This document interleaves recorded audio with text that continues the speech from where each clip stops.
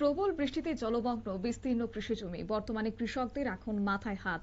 দুর্বিষহ অবস্থা হয়ে দাঁড়িয়েছে তাদের। দফায় দফায় কালবৈশাখী ঝড় এবং শিলাবৃষ্টির ফলে বিপর্যস্ত জনজীবন। বাড়ছে নদীর জলস্তর। দুদিনের টানা কালবৈশাখী ঝড় মুষলধারা বৃষ্টিতে কার্যত বিপর্যস্ত হয়ে পড়েছে কমলপুর মহকুমার জনজীবন।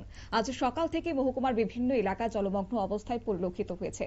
কমলপুর শহর সংলগ্ন মলয়া মাঠ সহ বিস্তীর্ণ কৃষিজমি সম্পূর্ণভাবে জলের তলায় তলিয়ে গেছে। ফলে চাষিদের মধ্যে চরম উদ্বেগ দেখা দিয়েছে।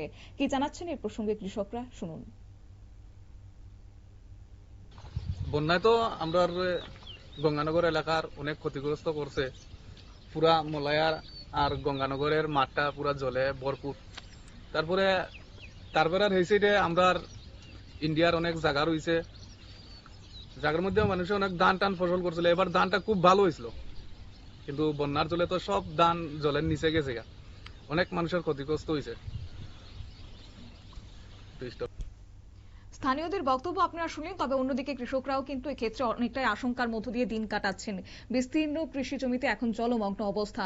এই মহকুমা লাগোয়া ধলাই নদীর জলস্তর আরো দ্রুত বৃদ্ধি পাচ্ছে, যা নতুন করে বন্যার আশঙ্কা তৈরি করছে। বিভিন্ন জায়গায় রাস্তার ধারে ও বাড়ির পাশে বড় বড় গাছ উপড়ে পড়ে যোগাযোগ ব্যবস্থা ব্যাহত হয়েছে।